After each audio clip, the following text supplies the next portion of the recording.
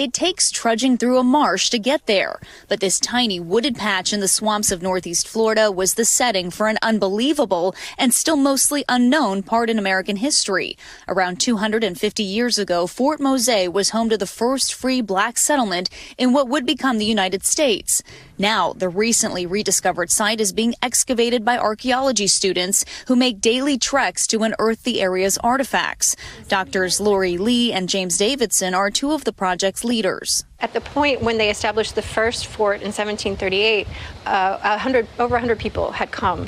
The Spanish governor insisted that they move back out and establish a second fort in 1752, and that lasted until 1763. With the cooperation of the Spanish army, the self-sustaining settlement flourished, and formerly enslaved people built homes, held jobs, and even formed a militia. Some of the people who lived here opened shops in nearby St. Augustine. The idea that the Underground Railroad went north, right? And this time frame it went south.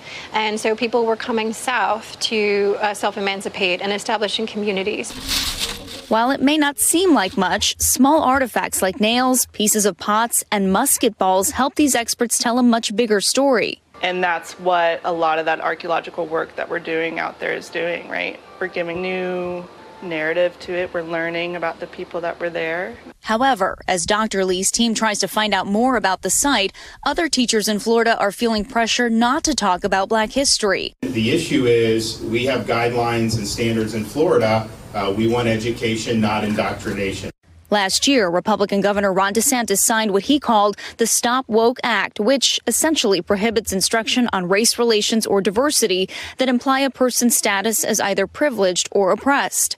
While the law was blocked by a federal judge as it faces numerous court challenges, some teachers are already changing their lessons about race and certain aspects of our nation's history. I will say within the politically challenging times in Florida, in that we are a private institution, we will continue to do what we're doing because we think it's really critically important. And I will say that at the same time that is happening politically within the state, the public seems to really want to know much more about these things. They say one sign of public interest are the recent grants and donations to the fort, which are funding a multi-million-dollar renovation to transform this building into a fully immersive experience, the next chapter in Fort Mose's long history. Our thanks to Valerie Castro for that story. As for the new center, we're told they hope to break ground this fall.